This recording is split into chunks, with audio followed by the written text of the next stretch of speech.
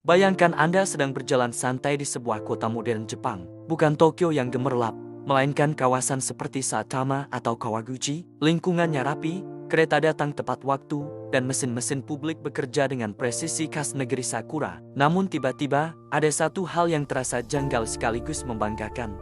Di depan Anda, terpampang petunjuk arah, label makanan, hingga peringatan keselamatan.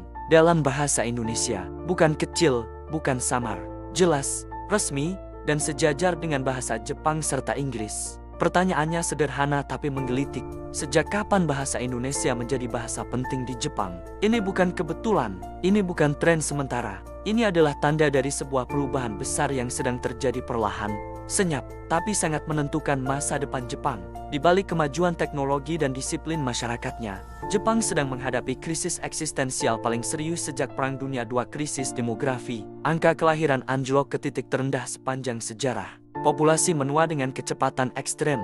Sekolah-sekolah tutup bukan karena bangkrut, tapi karena tidak ada murid. Pabrik kekurangan operator. Rumah sakit dan panti lansia kekurangan perawat. Inilah ironi Jepang modern. Mesin-mesin mereka canggih, tapi manusianya semakin sedikit. Pemerintah Jepang sadar satu hal pahit, robot dan AI tidak cukup. Mereka bisa membantu produksi, tapi tidak bisa menggantikan empati manusia, terutama dalam sektor perawatan lansia, pelayanan publik, dan pekerjaan yang membutuhkan sentuhan emosional.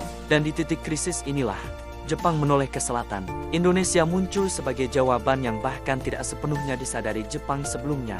Bukan karena jumlah penduduk semata, tapi karena kualitas manusia yang dibawa. Tenaga kerja Indonesia kini mengisi sektor-sektor paling vital, pertanian, manufaktur, konstruksi, hingga sektor paling sensitif perawatan lansia. Disinilah perbedaan besar terlihat. Banyak keluarga Jepang mengakui satu hal yang jarang mereka ucapkan secara terbuka. Perawat Indonesia merawat orang tua mereka bukan seperti pekerjaan, tapi seperti keluarga. Dan ini bukan pujian emosional, ini observasi sosial yang konsisten. Analisis pentingnya ada di sini. Jepang bukan hanya kekurangan tenaga kerja, mereka kekurangan nilai-nilai sosial yang dulu menjadi kekuatan mereka sendiri. Kehangatan keluarga, kesabaran, empati antar generasi. Nilai-nilai itu justru masih hidup kuat di Indonesia. Inilah yang disebut soft power manusia. Bukan diplomasi lewat senjata, bukan lewat tekanan ekonomi, tapi lewat karakter sehari-hari. Tanpa kampanye budaya besar-besaran, tanpa promosi negara, orang Indonesia secara alami mengubah cara Jepang memandang pekerja asing. Karena itu, adaptasi Jepang bukan hal kecil. Ketika bahasa Indonesia mulai muncul di stasiun, supermarket, dan di mesin publik, itu bukan sekadar fasilitas teknis. Itu adalah pengakuan struktural. Artinya, Indonesia bukan lagi tenaga kerja sementara. Indonesia adalah bagian dari sistem. Jepang ingin orang Indonesia betah, nyaman, dan menetap. Mereka menyediakan makanan halal, fasilitas ibadah, dan di ruang sosial yang lebih inklusif. Ini langkah besar bagi negara yang selama puluhan tahun dikenal sangat homogen dan tertutup.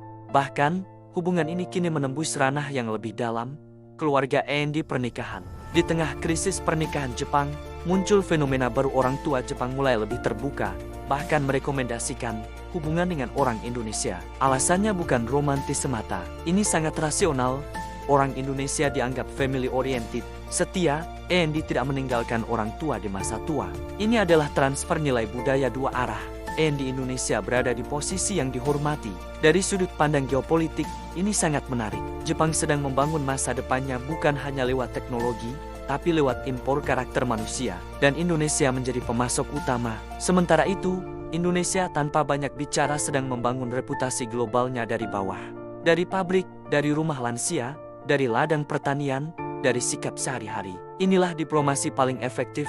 Diplomasi yang tidak terlihat, tapi terasa. Kesimpulan besarnya jelas. Bahasa Indonesia yang terpampang di Jepang bukan soal tulisan. Ia adalah simbol bahwa Indonesia dibutuhkan, bahwa kontribusi kita diakui, bahwa kita bukan sekadar pekerja murah, melainkan mitra manusia dalam krisis besar Jepang. Setiap keringat pekerja Indonesia di Jepang adalah investasi reputasi bangsa. Setiap sikap ramah adalah duta tak resmi merah putih. Bagi Anda yang sedang bekerja di luar negeri, ingat satu hal.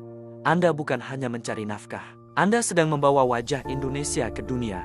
Dan bagi kita di tanah air, kisah ini adalah pengingat bahwa kekuatan bangsa tidak selalu dibangun dari elite, tapi dari jutaan tindakan kecil yang dilakukan dengan empati dan martabat. Hari ini Jepang menghargai Indonesia. Besok, dunia bisa belajar dari Indonesia. Selama kita tidak kehilangan kerja keras, empati, dan dirasa kemanusiaan, Indonesia akan selalu punya tempat terhormat dimanapun kita berpijak.